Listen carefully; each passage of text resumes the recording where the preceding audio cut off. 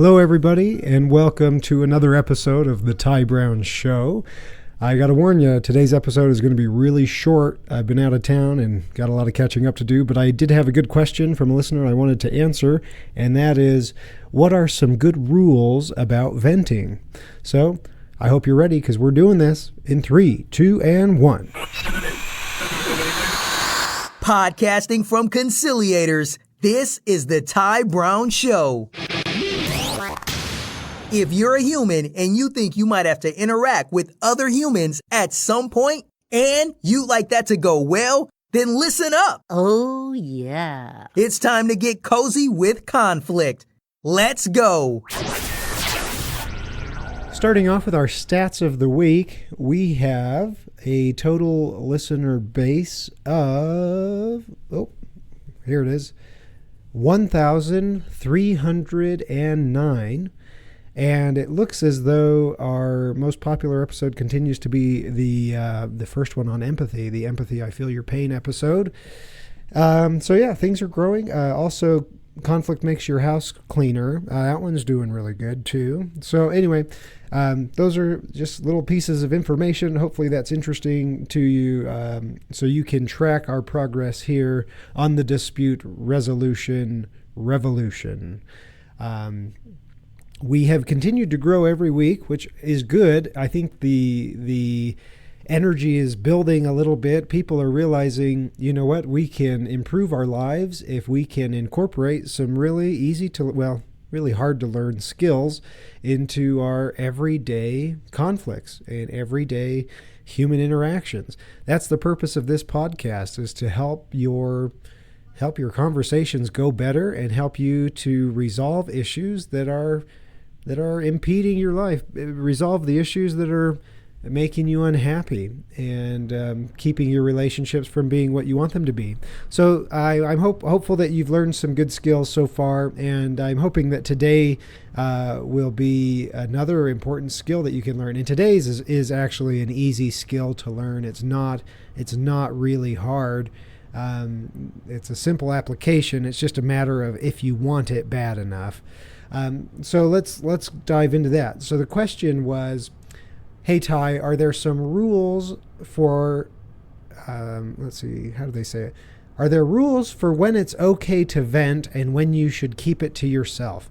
This is a great question, and I think that there might be some specific hard and fast rules that apply to certain relationships, and then maybe the same rule doesn't apply to other relationships. Let me give you a for example. You know, if I just got off the telephone with some customer service rep who was just being a total jerk and, you know, wouldn't hear us out, and, you know, if I'm all mad about it, I mean, the truth is the customer service rep probably had some good points, and my anger is probably not totally justified. But you know what? In that situation, there's no relationship to preserve. If I tell my wife about it, you know, who cares? You know, as long as she can just jump on board and be like, oh yeah, that person, they are the worst, right? That makes me feel better, and you know, that's fine. So there are certain times, I think, where venting actually doesn't really create much of a problem, other than getting you in the habit of expressing contempt that could actually become costly in certain situations. So here are my hard and fast rules. I'll give you my first one. Whenever I'm thinking about going into business with someone, I have a couple of different rules that they have to pass in my mind in order for me to be willing to partner with somebody on a business venture. The first one is the $1 million test, and I just ask myself, if I was sitting at a table with this person, there was $1 million on one side and me on the other, is this the kind of person who is going to pick me over the money? Do they have that kind of loyalty, that kind of integrity, and that kind of care and love for me as a person that I would matter a lot more to them, and it wouldn't be a hard decision. If I am assured in my mind that for them it wouldn't be a hard decision, then I feel pretty good about going into business with them, right? Well, that's one of my rules for partners. And then here's my other one, and it goes right to the heart of this question about rules for venting. I will only partner with somebody if they agree that they will not talk negative about me to their spouse. And I give them the same promise that I won't talk negatively about them to my spouse. And here's where that rule came from. Little story for you. So a few years ago,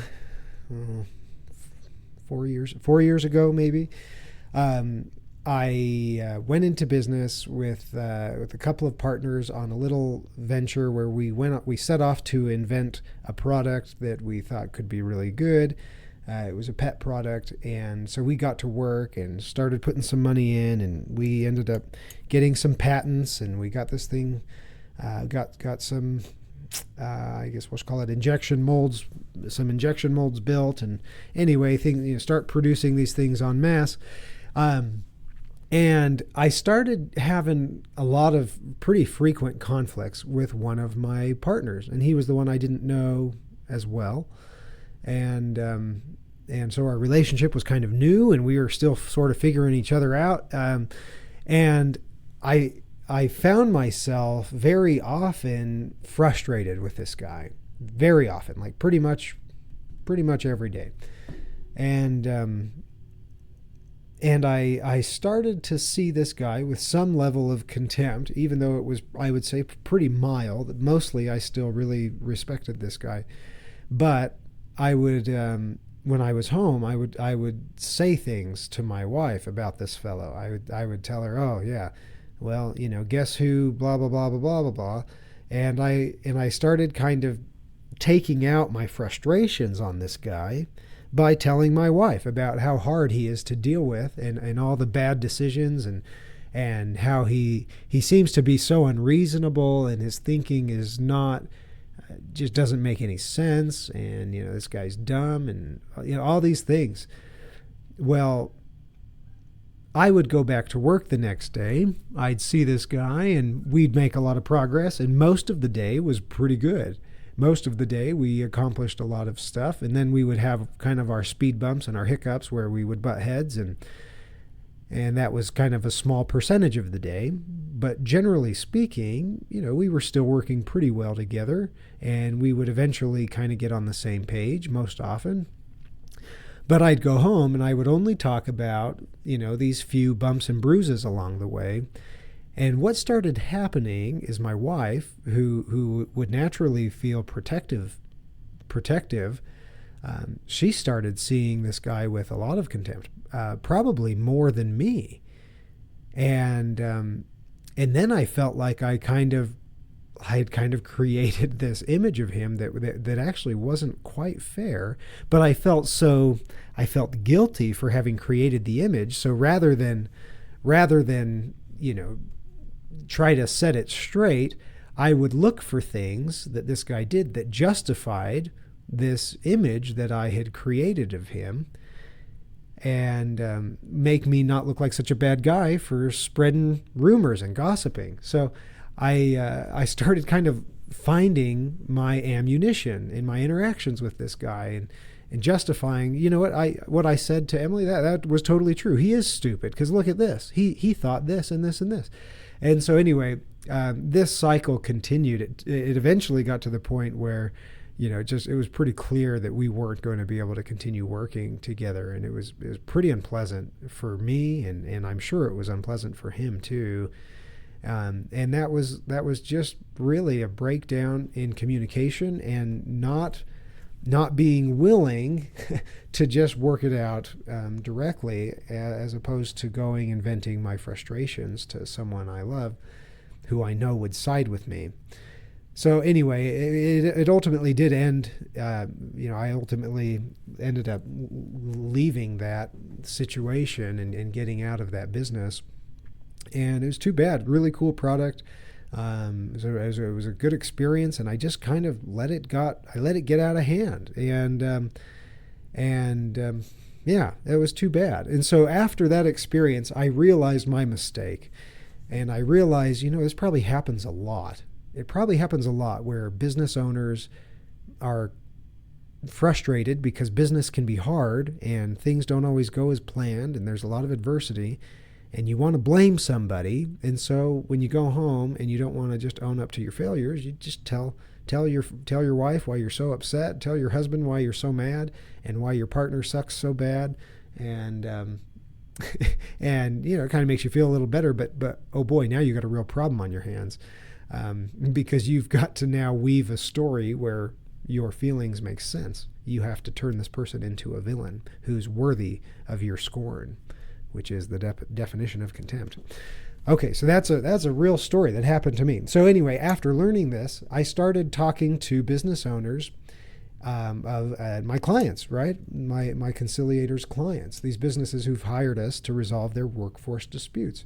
And I realize, I think pretty much all major owners of businesses are bad-mouthing each other at the dinner table to their family, or at least to their spouse. And so I remember sitting down with two owners, and I said, "Hey guys, there are some, there's a lot of problem. There are a lot of problems here, and we're gonna start tackling them one by one. And I have one thought, a suggestion really, that I'm curious to get your input on and see if you'd be willing to implement. And it's this: what if there was a rule that both of you just agree that from now on you're not going to say anything negative about your partner to your spouse?" And both of them started laughing.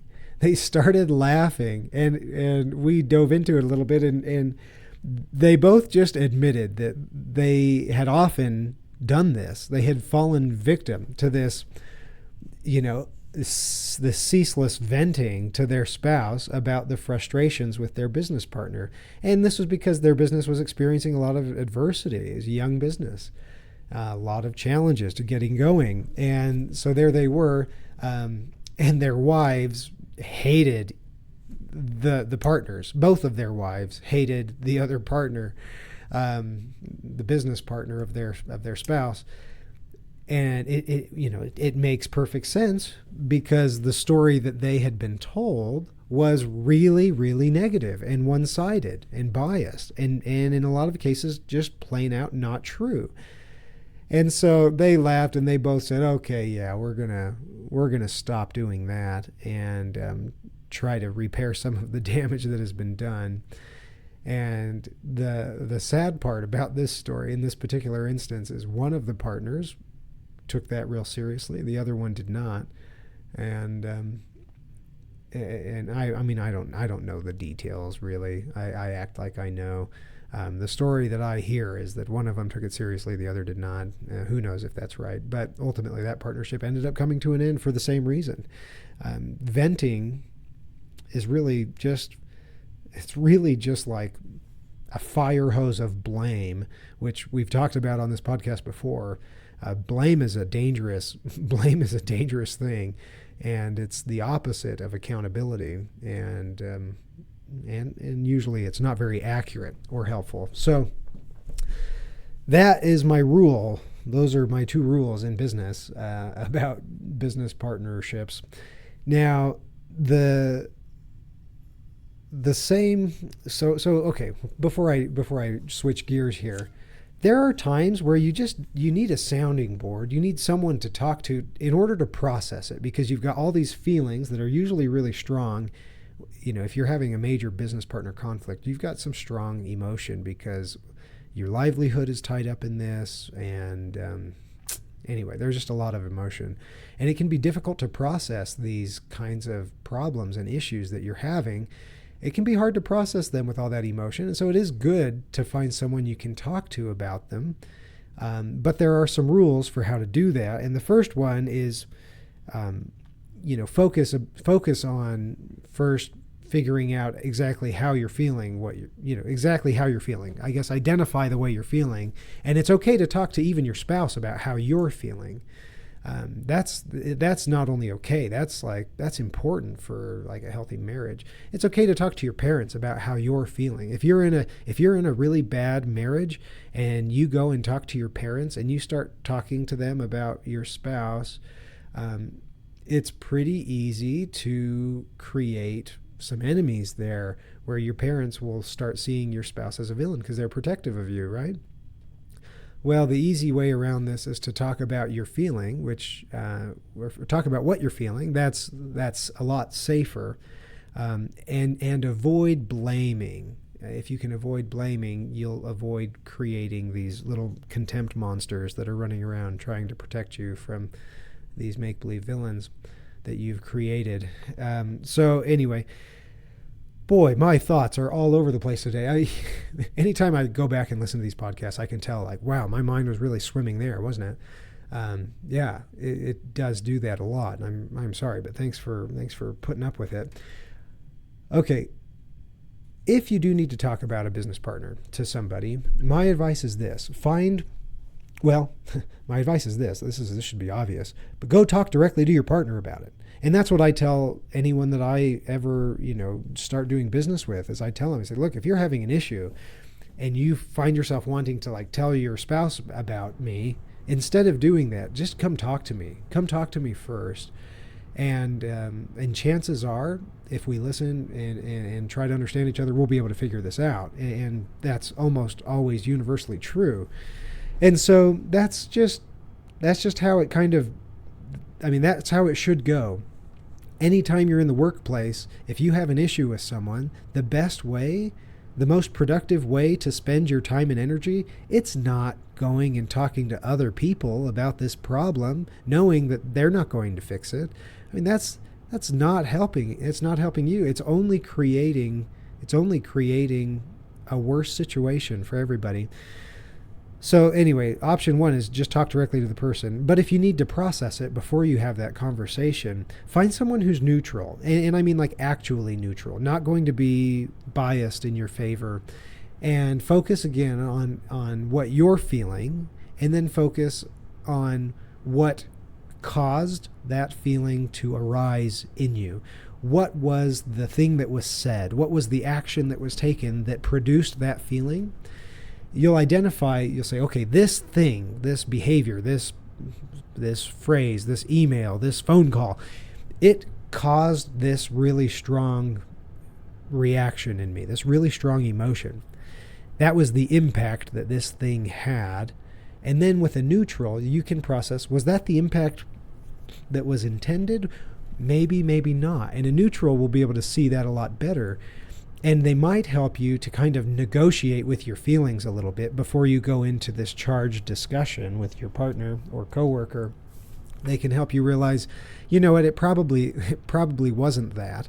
I can see why you'd react that way, but there's a much more innocent or innocuous story that you could be telling yourself here.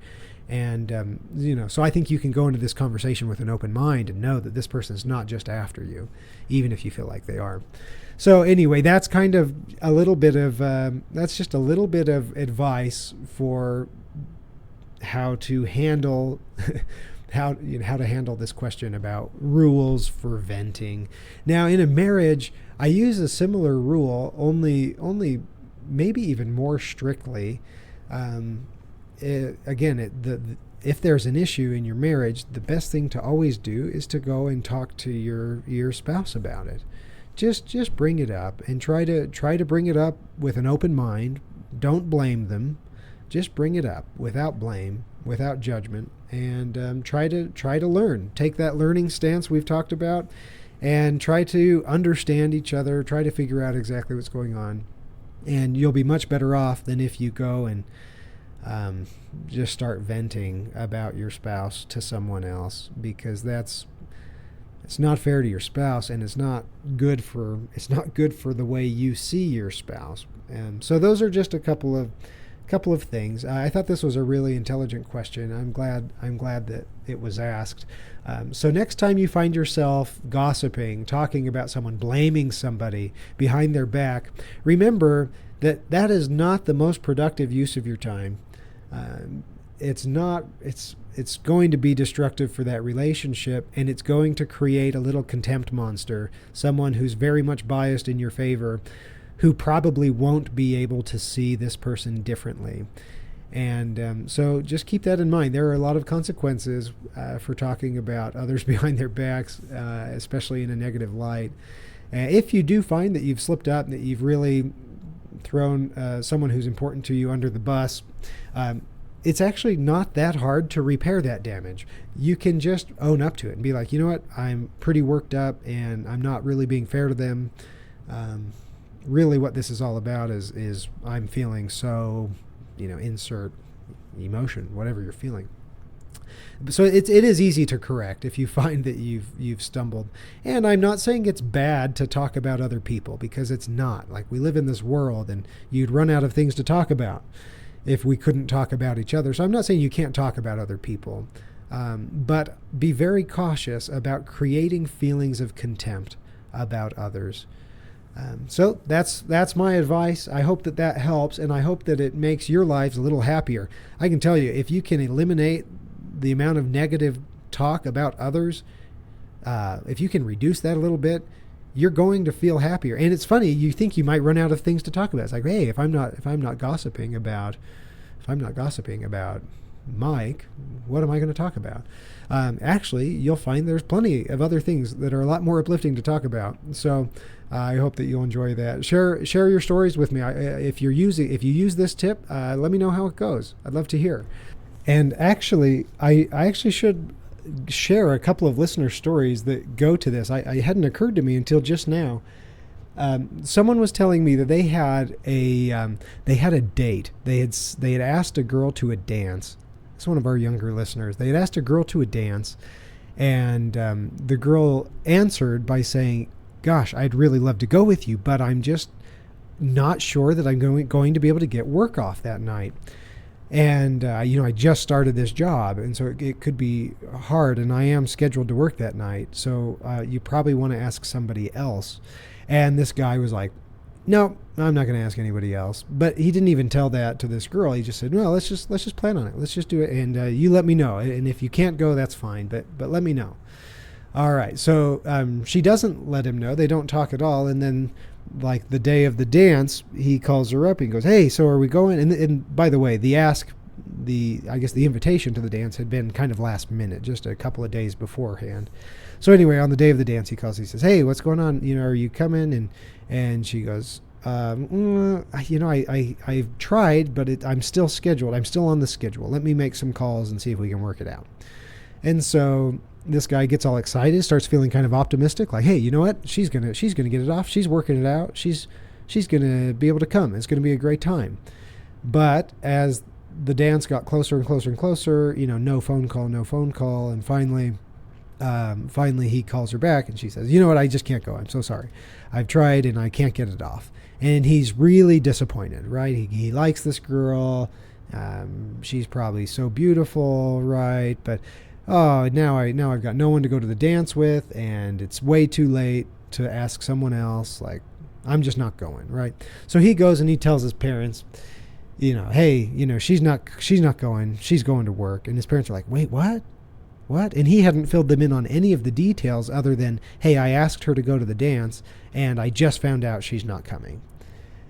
And so the parents were like, "Oh my gosh, like she's the worst. She's so inconsiderate. She's like a heartbreaker, ruthless, no mercy. This girl, we need to be leery of her. We're not giving her a chance." But it's funny because after this, the guy was still interested in pursuing her, still interested in dating this girl, because he knew that, she hadn't really done anything wrong. But it was funny because his parents were just always they were just so against this girl, because this story that he had told them, which wasn't totally fair, but he expressed it, in a way that was very blame oriented. And yeah, he created these little contempt monster parents who were like, "No, this girl, she ain't good enough for our boy."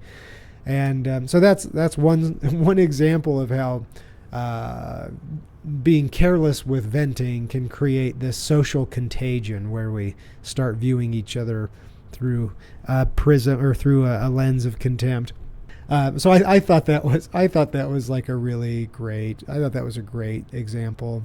And and then okay, there's another one that I completely forgot about. Okay, so this is one of my real close friends. I was just on a drive. We were driving up to a meeting, and he was telling me how he has to be so careful about saying anything incriminating about anyone else to his spouse, who's just naturally very feisty and aggressive and just very protective, I guess. And so it just as I'm saying this, it occurs to me, this is like a really common thing, guys. This is a huge problem, and potentially we can save a lot of heartache by being a little bit more cautious about the way we vent. So that's the invitation. Go ahead and be a little more cautious in that, and follow these simple rules. Might improve your life. All right, that's all. Thanks for indulging these stories that came to my mind last minute. But we're wrapping it up for reals this time. Thanks again for listening.